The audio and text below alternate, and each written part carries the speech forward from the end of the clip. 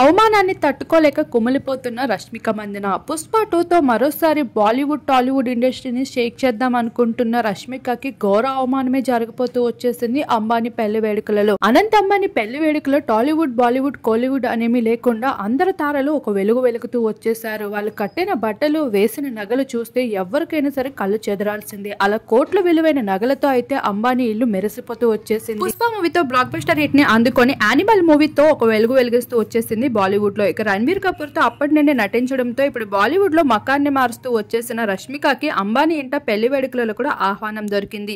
అయితే ఈ వేడుకలలో తను బ్లాక్ అవుట్ ఫిట్స్ లో అయితే అదిరిపోయే మిర్రర్ సారీతో అడుగు పెట్టేసింది. ఇక తను వేసుకున్న జ్యువెలరీ తన చీర కట్టుబొట్టుకి అయితే టాలీవుడ్ ఇండస్ట్రీ వాళ్ళు ఫిదా అయినప్పటికీ బాలీవుడ్ లో ఆలియా భట్ మాత్రం తనని ఒక చిన్న చూపు చూస్తూ వచ్చేసింది.